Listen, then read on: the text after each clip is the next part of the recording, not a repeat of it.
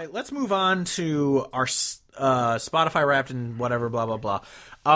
Kevin listened to Spotify for 26,000 minutes this year, and I listened to Spotify and Apple combined for 40,000. I'm going to be honest, though. I thought it was going to be a much smaller number because, like, you know, literally all of this year I've been at a job that I can't listen to music at work. And so I thought when you're home, too. Well, and I listen, and literally, I listen to my vinyls. Not, you know, I wouldn't say exclusively when I'm at home because I'm not that much of a douchebag. While you drink your PBR and talk about the environment. I'm just twirling my mustache that I can't grow right now. Mm-hmm. But like, so I thought it would be a much smaller number because I literally was like looking at what I did last year. I'm like, well, if I was listening to music like all day at work for an entire year, and I was at like 60,000 or some shit, almost 60,000 last year. I was like, it's going to be like 10 because I just don't have time to do it. So the fact that I got to 26, I'm kind of happy with that. But the other thing is, like, obviously we'll get to it when we start talking about the songs and the music. It was pretty apparent when I read through my list that, like, if there was an album that I really liked, its songs completely fill like my playlist because I didn't, by not listening to music for extended chunks of time while at work, I just didn't have the ability to like really dive back through a whole bunch of different artists. And like this is the first time, shuffle, pretty much. Well, exactly. So like this is the first time I haven't had Jason Boland on my top 5, and that's probably because Jason Boland is my absolute go-to. I'm going to literally shuffle everything that they have, or literally go through 4 of their albums in a row kind of bands. And so when I'm not able to listen to, you know, long chunks of time, I've just been throwing on different things. And so they're still have a lot of their songs on my playlist, but they just didn't make the top 5. So first we're going to do our top artists from Spotify, but first an honorable mention from my Apple. My 4th most played artist on Apple this year was Lowdown Drifters because their album came out this year and it's amazing, so listen to them. But first, it's a good one. At top number 5 on Spotify, my 5 was Mike Ryan and yours was Tyler Childers. We've both been obsessed with these guys for a couple of years now, and they're both phenomenal. Yeah, I can't remember what my top 5 was last year. Should have remembered that. On Instagram. It is on my Instagram, which I can't really open. I could open it while I'm talking to you, but I'm afraid to use more battery than I'm already currently using. I'll look it up.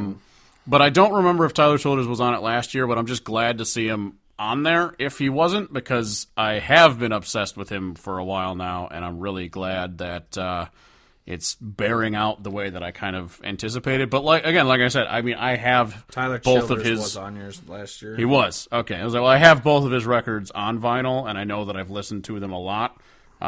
So I wish I could track that somehow. Not that I really care, but at the same time, it would be interesting to know. Yeah, your last year, your top 5 were Whitey Morgan, Tyler Childers, Turnpike, Jason Boland, and Cody Jonks.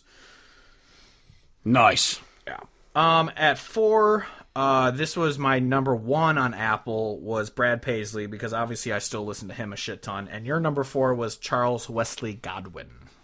Yeah, and I think that's really cool because it just goes to show that his album came out early in the year, and I was obsessed with it, and I still am obsessed with it. I thought it's for sure making my list of top albums for the year. Yeah. And to see him make the top 5 when he literally had an album come out this year that it's the first thing I've ever heard from him, shows that I was really, really into it, and I'm really like he's got such a cool sound. He almost sounds like fucking Irish at times, which is interesting. Like he's a West Virginia guy, but there's times when he's singing that almost sounds like an Irish folk ballad or some shit. But he's really, really good, and I'm really excited to see what he does just in the future. Yeah. My number 3 was Sean McConnell. It's actually mostly because he had a new album come out this year, but it wasn't very country, so I have a lot of it on my workout playlist, and that's why his songs get played a lot, because he has a song called Here We Go, and it's really good. It's just not country at all. But so that's why. But I also listen to still a lot of his old country stuff because it is really good. And then your number 3 was Turnpike Troubadours, who they suck, obviously. Yeah. So what are we even doing? They broke up 'cause no one listens to them. Yeah, Turnpike is incredible. If you haven't listened to Turnpike, what are you fucking doing with your life? Yeah. But I mean, they're just great. There's nothing else you can say. Turnpike's great. Please come back together. I'm so sad that they don't exist anymore. Yeah. My number 2 was Wade Bowen because, of course, it is. I listen to Wade Bowen all the fucking time. Didn't even know you were a fan. Yeah. Had no clue. Yeah. None. And your number 2 is Bro Pretzel. Bro. Yeah, I and we'll get to it when we get to the songs. So many of my playlist is songs from his album this year. Harold Saw, and I know for a fact that, so in the summer, I golf. I try to golf every weekend because I love golfing. Every time I go to golf this whole summer, I would always be putting those songs on because they were the perfect windows down, flying down a country road, in the fucking cornfields and shit. So it was my go-to windows down driving songs. So I know for a fact part of the reason why he is as high on my list is because of that. But also I really was obsessed with that album. It's not a country album, but it's the perfect kind of shit that I do like, which is like red dirt pop punk of the mid 2000s. Yeah. My number 1, which is also my 3rd on Apple, was Turnpike Troubadours. As we said, we missed them. And your number 1, which was my number 2 on Apple, was Cody Jinks, which is no surprise. Yep. He's been your number 1 for, 4 years in a row now? Yes. Ever since I found him, basically. Cody Jinks is a lifestyle. It's not a choice. I'm just obsessed with his music. I think it's incredible. I listen to his vinyls a lot too, so I don't even know what the total amount of minutes I listen to his music. But obviously the fact that he had 2 albums come out helps the total listening. Yeah. But yeah, he's great. If you're not listening to him, also, what the fuck are you doing with your life? Exactly. Moving on to our top 5 songs. I did it 2 different ways. I have my top 5 Spotify, my top 5 Apple, and then Kevin's top 5 Spotify, because my Apple is the back half of the year because I joined Apple I don't know, halfway through the year maybe or something like that. So you can tell that there's a difference between before these songs came out and after these songs came out, which ones I was listening to a lot. Oh, yeah. So first up, at number 5, mine on Spotify was Turnpike Troubadours' Diamonds and Gasoline, because I was trying to learn it on guitar. I still haven't succeeded at it because it's not an easy song to play, but I love it. It's a great love song. Oh, great song. My number 5 on Apple was Cody Jinks' The Wanting, because as you're going to see, these 2 albums came out this year, late in the year, and I listened to them a lot. Yeah, because they're really good. The double vinyl of both of them, dude, that thing is sexy. Came in the mail this weekend, and I listened to all of it more than once, and it is very exciting. I love, because it's one of those things. It's I love listening to vinyls just in general, but it's also it's really nice to listen to an album that you know that you like, and then when you put it on for vinyl, and you just basically reinforced that as you're going through the album, yep, love this song, yep, love this song, yep, love this song.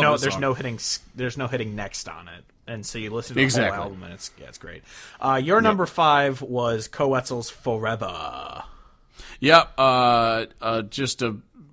all the songs that are off of his new album that are on my top 5 are all upbeat, like I said before, fucking red dirt rock meets the early 2000s pop punk sound. And I love that shit. That's the shit I grew up listening to. And then with the red dirt element added to it, it's a perfect blend. I can understand why people don't like it and don't want to listen to them. And if that's the case, you're free to do that. I don't care. But I love it, and it's a jam, and love it. My number 4 on Spotify was Josh Abbott Band's Amnesia. This was actually, I think, on my top decade list, if I'm remembering right.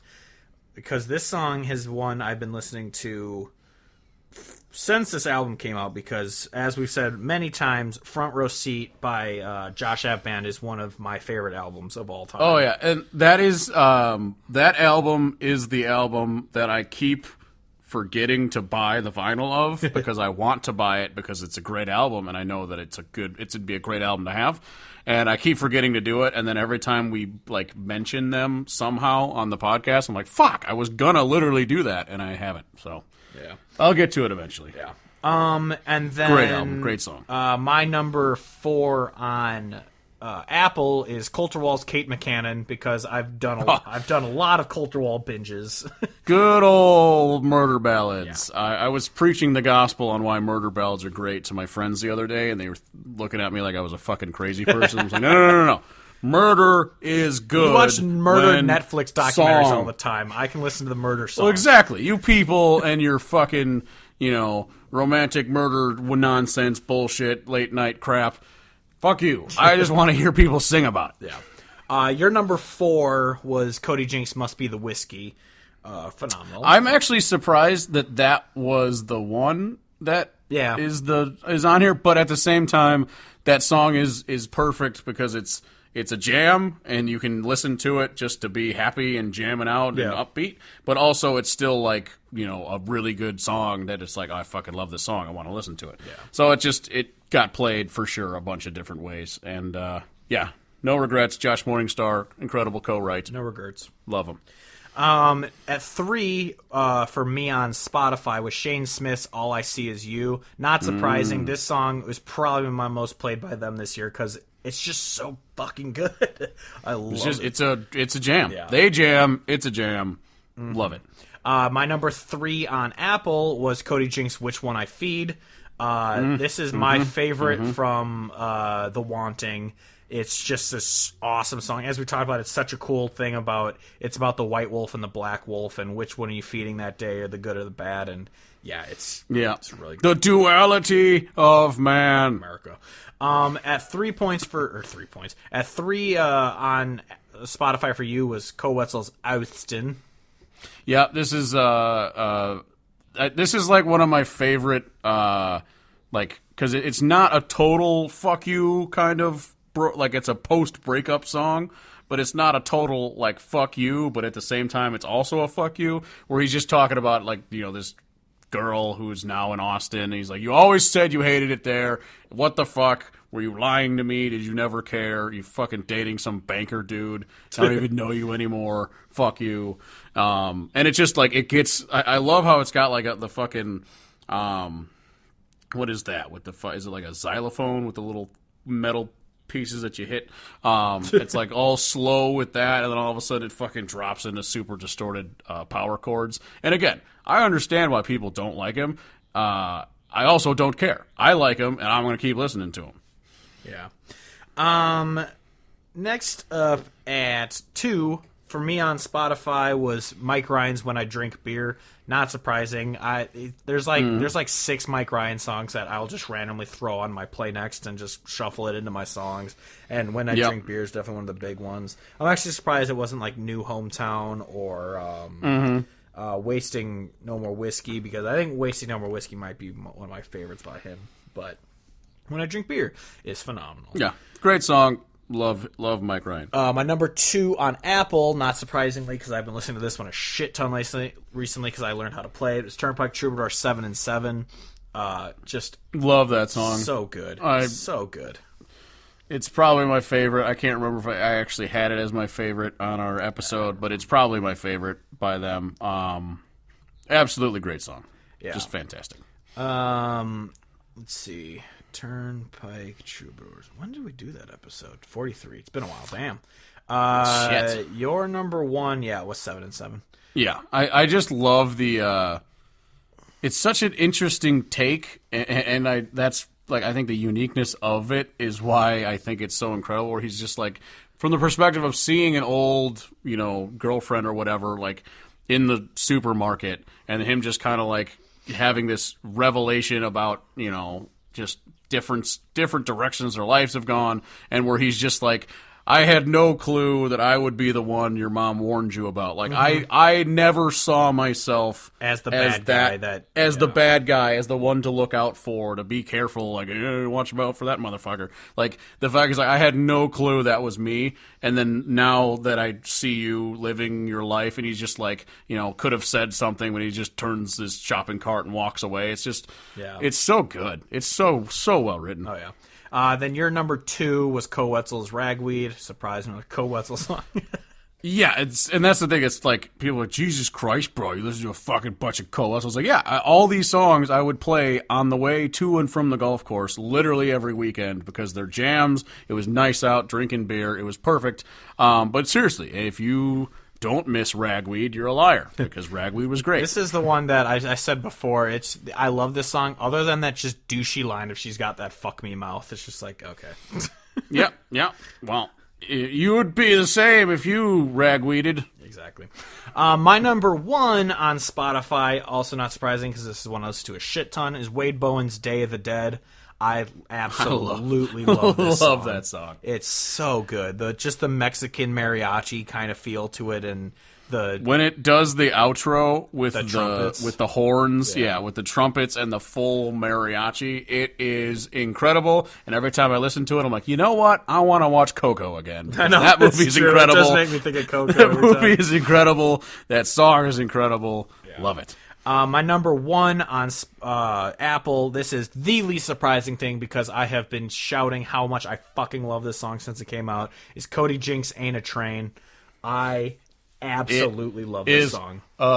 Jam! It is definitely my song of the year. I love this song so much. So good. The first time you hear that fiddle solo kick off in the middle of the song, it's just like fucking 6 to midnight. Here we go. Oh, yeah. It is absolutely It gave incredible. me fucking goosebumps like the first 20 times I heard it, and then it just kept giving me boners. Exactly. At number Goosebumps turned into boners. Boners turned into paralysis. Exactly. Number 1 for you. No, don't put the song on. Oh, God. Number 1 for you is a guy we haven't heard from yet. Co Wetzel's What You Deserve. So this is definitely my favorite one from his new album because it's like, it literally sounds like, and I know I've already said it twice now, the fucking early 2000s pop punk like type of fuck you. Like, it sounds like if you took Newfound Glory's My Friends Over You and then just made it Red Dirt-y. That's what this song is. Because I love it's just like him talking about how like this ex of his is such a bitch and she did him so wrong. And he's just like, no. You don't deserve to just be sad. Your whole world needs to crumble. I want everything terrible that's ever happened to happen to you because that's what you deserve. And it's just, it's power chords and fast guitars and all that good pop punk nonsense. And it's literally like this. It's the shit that I'm like, I didn't even know I needed this in my life, but now that it's here, I'm so happy. So those are our top 5 songs. Mine kind of top 10 because it's split. But yeah, those are our favorite songs of the year that we listen to way too much, that everyone should be listening to because we have great taste in music. But before we move on to our awesome segment of number 1 country song this week, because it's not from this year because this is the Turbo. First, I wanted to, when I looked at my Apple Replay, it shows your top 10 albums, and I just wanted to point this out because for those of you who think that I only listen to country, well, you're usually right, but I work out actually a lot, despite being a big fat ass. I work out. So these are the albums that are. Look at that body. These are my. I work out. These are my top 10 albums of the year. At 10, I had Coulter Wall's self-titled album because real blah, real good. At 9, Kobe Cooper's Good Ones Never Last, because when that album came out, that was a phenomenal album. Yeah. Number 8, here's where you're going to find out I'm a giant fucking nerd. 8, the Halo 2 soundtrack, because it's really, because actually there's some songs that are on it that are on my workout playlist, because there's that fucking Breaking Benjamin song, which blew me away. Rules. Yeah, incredible. And then the Hoobastank song is also great. But so for those of you who don't know, this is a nerdy thing I'm going to say. Nerd. Video game music is actually designed to be background music that you don't have to think about when you're listening to. So I listen to it sometimes when I work because it's just background noise that just kind of focuses you. It's the same same as like used to listen to movie scores. Yeah, I still do studying. that, but yeah. Yeah, when studying, I used to do that. Yeah, so that's what I do with like the Halo one, and then 7 Turnpike's A Long Way from Your Heart, obviously because that's just a phenomenal album. Incredible album. At 6, Cindy Jonks's After the Fire, because obviously, as I said, I listened to Ain't a Train a million times. At number 5, Cindy Jonks's The Wanting, because obviously I listen to that a shit ton. At number 4, surprisingly, at 4, this is my last country album on my top 10, is Lowdown Drifters' Last Call for Dreamers, because that album is so good. Yep. Love that album. So I've got that one on vinyl too, so I know that I've spun that a few times. Yeah, so my top 3 is the God of War soundtrack from the God of War, like the PS4 one, because it's also good work while not focusing. Number 2 is the Last of Us soundtrack, which is another great video game soundtrack. Yeah. And then number 1, obviously, because like I said, this is what I listen to mostly when I work out, is the Into the Spider-Verse soundtrack, which is so fucking good. It's so I want to call you a nerd, but that movie's incredible, and I did really, really like the soundtrack, so I will allow it. Yeah. But also, nerd.